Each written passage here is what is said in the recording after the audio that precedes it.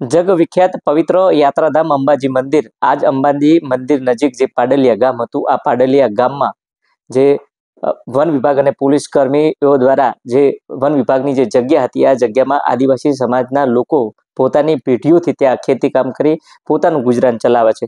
परंतु आज जग्या खाली कराववा અને ત્યાં વૃક્ષારોપણ કરવા વન વિભાગની સાથે પોલીસ પહોંચી હતી અને ત્યાં આગળ પથ્થરમારો થયો હતો અને આ જ પથ્થરમારામાં 47 જેટલા અધિકારીઓ ઘાયલ થયા હતા।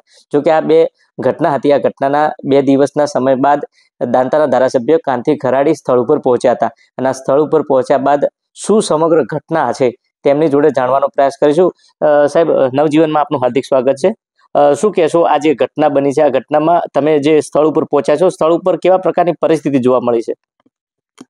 આજે આ ઘટના 13મી તારીખે થઈ હતી। જે વખતે ઘટના થઈ ત્યારથી હું સ્થાનિક આગેવાનો જોડે સંપર્કમાં હતો અને સાથે સાથે મેં વન વિભાગના અધિકારીઓને તાત્કાલિક ફોન કરવામાં આવ્યો કે તમે આ લોકો ભલે વન વિભાગની જમીન હોય, કેમ કે આ વિસ્તાર 70% 60% આદિવાસી છે અને 60% વન વિભાગ વિસ્તારે છે, પણ આ વિસ્તારમાંથી વર્ષોથી પેઢીઓ સુધી આ વિસ્તારમાં આદિવાસીઓ રહેતા આવ્યા છે અને એમાં સરકારે જોગવાઈ કરી છે, સરકારી પરિપત્ર છે, યોજના છે। 2006 પહેલનો કબજો હોય તો પહેલો જ મારો મુદ્દો એ છે કે જમીન ખુલ્લી કરાવવામાં જઈ શકતા નથી। સરકારે નક્કી કર્યું છે એક લાભાર્થીને 2 હેક્ટર જમીન આપવી, ભલે જો તો 20 હેક્ટરની કે 20 વીઘાની જમીન કબજો હોય પણ નહીં 10 વીઘા, 2 હેક્ટર બરાબર 10 વીઘા થાય છે। એ કબજો વર્ષોથી 2006 પહેલનો લઈને બેઠા હોય તો એમનો એટલો કબજો આપવો પડે અને એટલી સનદ આપવી પડે, પણ આ સરકારે 5 વીઘાનો કબજો હોય તો 1 જ વીઘાની સનદ આપવામાં આવે, બાકીની જમીન ખુલ્લી કરી દો। એના સામે 2006 પહેલનો કબજો હોય અને એ લોકો આફારે દાવા રજૂ ના કર્યા હોય તો છતાં કબજો ખુલ્લો કરવા જઈ શકતા નહીં। સરકારી નિયમ, સરકારી પરિપત્ર આ જોગવાઈ થયેલી છે। હા, 2006 પછી કબજો કર્યો હોય તો નોટિસો આપવામાં આવે, એક જ નોટિસ નહીં, 2 નોટિસ, 3 નોટિસ, ચોથી નોટિસે પોલીસનો બંદોબસ્ત લેવો પડે, મંજૂરીના આધારે રેવન્યુ વિભાગના અધિકારીઓ સાથે જાય। એ કાયદાની જોગવાઈ છે, કાયદાની ભાષામાં જઈ શકે છે, પણ એવું નથી થયું। આ 2006 પહેલથી એ લોકો રહેતા હતા, પેઢીઓથી ત્યાં રહેતા હતા। અચાનક વન વિભાગને કયું એવું સપનું આવ્યું? વન વિભાગના અધિકારીઓને કેના કહેવાથી અધિકારીઓ ગયા? પોલીસ વિભાગ કેના કહેવાથી ગયા? પેઢીઓ સુધી ત્યાં રહેતા હતા। ટીવી મીડિયા મારફતે બધો જ જોયું છે કે બાઈ નાની ઉંમરે વિધવા થઈ છે। એ બાઈની જમીનમાં 60 ફૂટ જેટલો કૂવો ખણવામાં આવ્યો છે। એ કૂવો બાઈને પૂરી નાખ્યો, એનું ઘર તોડી નાખ્યું, જમીન હતી એમાં ખાડા કરી દીધા। વન વિભાગ એમ કહે છે કે અમે ત્યાં રોપવા માટે ગયા હતા। કઈ સિઝન હતી? શિયાળામાં કયું ચોમાસું હતું એટલે રોપવા માટે ગયા હતા ને 2006 પહેલની જમીન એટલે તમે ક્યાં આધારે જાઓ છો? પોતે વન વિભાગ ગુનેગાર છે, એના સાથે પોલીસ પણ ગયું, એ પણ ગુનેગાર છે, એ કાયદાનો ભંગ કરીને ગઈ છે। હું એમને એમ કહેવા માંગુ છું કે તમારામાં હિંમત હોય જેટલી રેવન્યુ જમીન જે કબજો કરીને દબાણ કરીને બેઠો ખુલ્લું કરી દો। વન વિભાગના અધિકારીઓ આજે મારા વિસ્તારની અંદર વન વિભાગના અધિકારીઓ પોતે પેટ્રોલ પંપ લઈને બેઠા છે। એ કે સમસૂરી છે, કયો કાયદો લાગુ પડે છે? આદિવાસીઓ માટે કાયદો લાગુ પડે, એમના માટે કાયદો નથી લાગુ પડતો? એમના પેટ્રોલ પંપો છો કયા નિયમ આધારે સમસૂરીમાં કરી શકે છે? રિસોર્ટ કયા આધારે, જો અહીંયા થતું હોય તો કયા આધારે અહીં રિસોર્ટ મળી છે કે કેને મંજૂરી આપી? આ વિસ્તારમાં કેને આલી રિસોર્ટ ને હોટલો માટે મંજૂરી? એ લોકોને ચાલે કે તમે કરો, આદિવાસીઓ ના કરવા જોઈએ। વર્ષોથી પેઢીઓથી આદિવાસી રહ્યા છે, એમને કાઢો અહીંથી। પોતાના સર્વે નંબર માલિકીની જમીન હોય, સનદની જમીન હોય, વન વિભાગને એફઆરએન દાવા રજૂ કરેલી જમીન હોય, ધમકાઈને જમીન ખાલી કરો। ઉદ્યોગપતિઓને લાવવા માટે પોલીસ વિભાગ, વન વિભાગ કેના કહેવાથી ગયા હતા? અને જે વખતે આદિવાસીઓ સુખ શાંતિથી ત્યાં બેઠેલા હતા, એક પણ આદિવાસી ઊંચા નીચો નતો થયો, પણ આદિવાસીઓને વન વિભાગ મારફતે લાઠીચાર્જ કરવામાં આવ્યો, ઉશ્કેરવામાં આવ્યા, ટીયર ગેસ છોડવામાં આવ્યા, 50 જેટલા ફાયરિંગ કરવામાં આવ્યું. ટીવી મીડિયાથી બધું આખું ગુજરાત જોઈ રહ્યું છે ને આખો દેશ જોઈ રહ્યો છે કે આદિવાસી ભાગતા દેખાઈ રહ્યા છે. ને આદિવાસી હથિયાર ઉપર કદી હાથ મૂક્યો નથી, મૂકવાના નથી. સાહેબ, જિલ્લા પોલીસ વડાનો આક્ષેપ છે કે ઘાતક હથિયારો વડે એમાં ધાર્યું હોય, કુહાડી હોય અને જે તીર કામઠા છે, આ તીર કામઠા વડે પણ હુમલો કરાયો છે.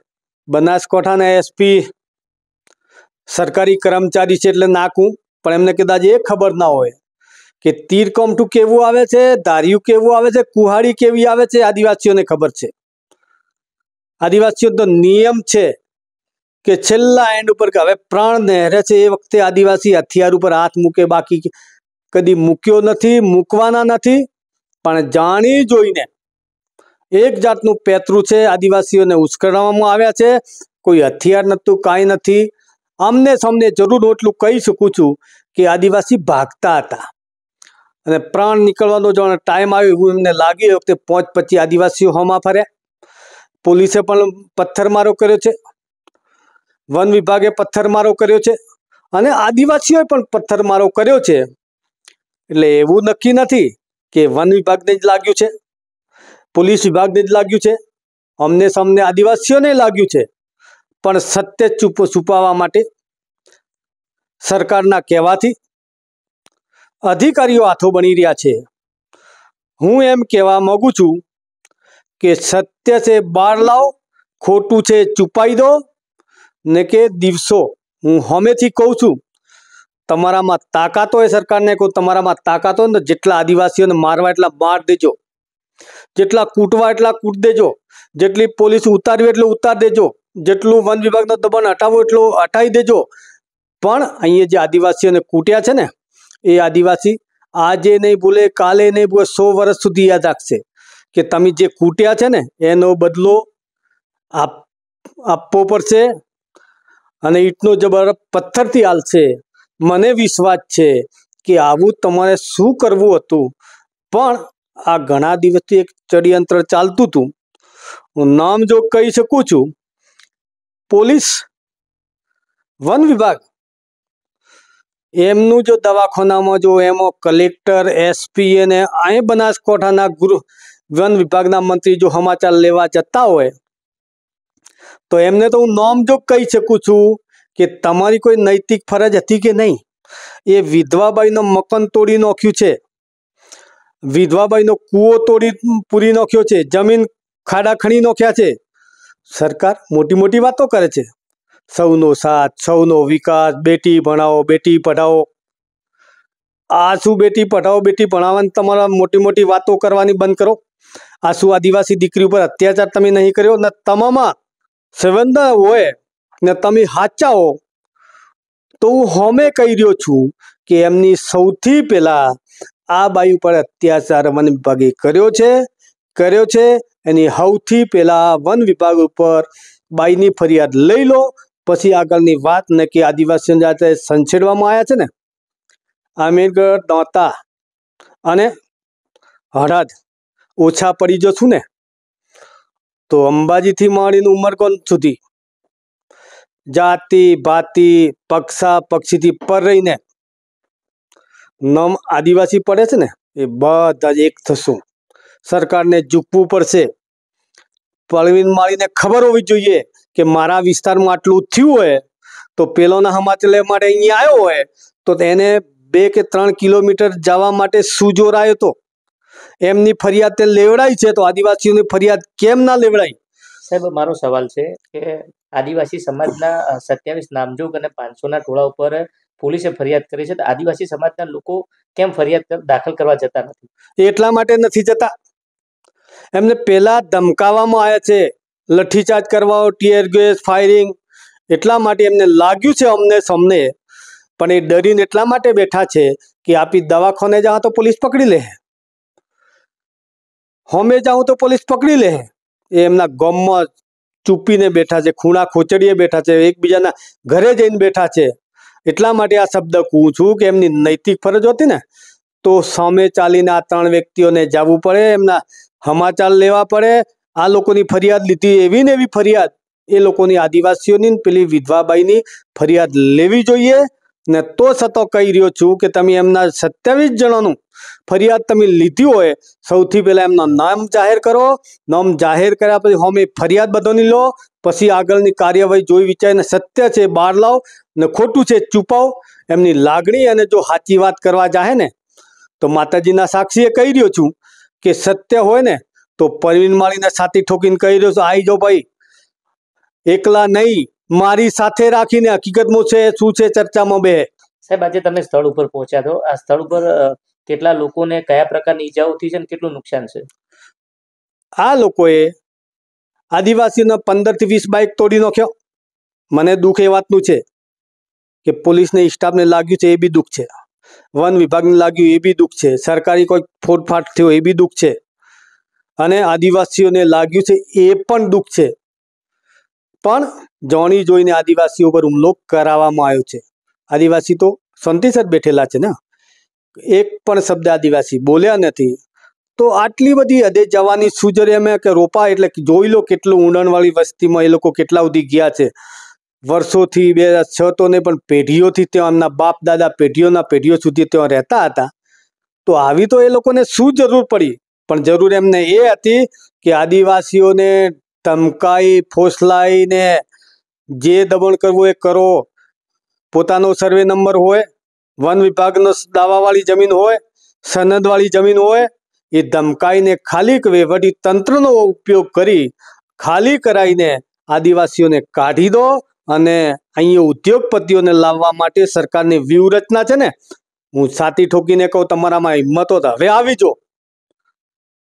માતાજીનો વિકાસ એવો નથી કરવો કે ધમકાઈને માતાજી એવી છૂટ નથી આલી કે આદિવાસીઓને કાઢી દો. એમાં ગૃહમંત્રી પોતે ભાગીદાર, પાપના ભાગીદાર છે. પોલીસ તો એમની આવી છે ને, એમના કહેવાથી આવી છે ને, વન વિભાગના અધિકારીઓ મંત્રીએ કહેવાથી મોકલ્યા છે ને. બંને પાપના ભાગીદાર છે.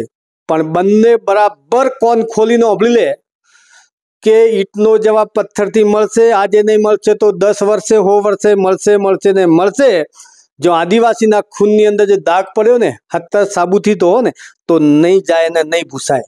સાહેબ, આજે બેઠક મળી હતી, આ બેઠકમાં કયા પ્રકારના નિર્ણયો લેવામાં આવ્યા છે? મેં આજે કીધું છે, આજે હું ગ્રાઉન્ડ લેવલ ઉપર ગયો છું, મેં જગ્યા જોઈ છે. એ લોકોને કહેવામાં આવ્યું છે ઓછામાં ઓછા 3000 થી વધારે વસ્તી ત્યાં મળી હતી, ઈશારે મળી હતી. કોઈના કહેવાથી નથી આવી, કોઈના ભાડાતું લઈ નતા આવ્યા. સ્વયંભૂ રીતે એ લોકો આદિવાસીનો એક તાગ તરીકે આદિવાસીને શું મુશ્કેલી પડી એના લીધે સંદેશો ઓંભળે, જેમ ઓંભળ્યું તેમ બધા આવ્યા હતા. 3 થી 3.5 લોકો ત્યાં બેઠા હતા ને. અમે નક્કી કર્યું છે કે સૌથી પહેલા આ વિધવાબાઈને જે નુકસાન થયું, આ વિધવાબાઈ ઉપર અત્યાચાર કરવામાં આવ્યો છે. આ અત્યાચાર સામે વન વિભાગો FIR દાખલ કરો. એ જ રીતે અમારા 27 સરકારી કર્મચારીઓ જે આદિવાસીઓ પર કર્યો છે ને, એટલા ને એટલા અમારા આદિવાસીઓને લાગુ છે એટલી જ અમે ફરિયાદ કરો. અલ્ટિમેટ આલી દીધું છે કે આવતીકાલે બુધવાર છે, બુધવાર સાંજ સુધી સોમે પગીને FIR નહીં કરે, બોલાવીને FIR નહીં કરાવે તો પરમ દિવસે ગુરુવારના દિવસે અમે પ્રાંત કચેરી જઈને બેસી જવાના છીએ. જ્યાં સુધી અમને ન્યાય નહીં મળે ત્યાં સુધી અમે હટવાના નથી, નહીં હટવાના નથી. અને હજુ એમનામાં બુદ્ધિ જો હોય ને, હજુ જો વિચારી શકતા તો આ લોકો હજુ આગળ જવાના છે. એના કરતાં અહીંયા જ જો પ્રાંત કચેરી સુધી જો એ લોકો સમાધાન કરે અથવા તો એમને ન્યાય આપે, નહીં આવશે તો કલેક્ટર કચેરી જાઓ. કલેક્ટર કચેરી નહીં ન્યાય મળશે તો અમે અહીંથી ચાલતા ગાંધીનગર જાઉં, જે કરવું એ કરવા માટે. કેમ કે છેલ્લે આની ઉપર જો સરકાર આવી હોય તો પણ અમે પણ હવે જપવાના નથી. આટલા દિવસો નતા સંસેડ્યા, હવે સંસેડવામાં આવ્યા છે, અમે જપીને નહીં બેસું. તો આ હતા દાંતાના ધારાસભ્ય કાંતિ ખરાડી. કાંતિ ખરાડીનું કહેવું છે કે જે વિધવા મહિલા છે, આ વિધવા મહિલાનું જે મકાન તોડ્યું છે, તેનો કૂવો પૂર્યો છે, તેની જે જગ્યા હતી આ જગ્યાને નુકસાન પહોંચાડ્યું છે. જે રીતના પોલીસ અધિકારીઓ જે ફરિયાદ કરે છે એ જ રીતના મહિલા જે છે તેની પણ ફરિયાદ લેવામાં આવે, અને જો આવનાર સમયમાં આ મહિલાની ફરિયાદ લેવામાં નહીં આવે અને યોગ્ય ન્યાય નહીં મળે તો જે પ્રાંત કચેરી છે, પ્રાંત કચેરીથી લઈને કલેક્ટર કચેરી સુધી અમને ન્યાય નહીં મળે તો ગાંધીનગર સુધી ચાલતા જઈશું અને સરકારનો વિરોધ કરીશું. આવનાર સમયમાં બનાસકાંઠાનું વહીવટીતંત્ર અને રાજ્યની સરકાર કેવા પ્રકારના પગલાં લે છે તે તો આવનારો સમય બતાવશે. દિનેશ ઠાકોર, નવજીવન ન્યૂઝ, બનાસકાંઠા. વૈષ્ણવજન તો તેને કહીએ જે પીડ પર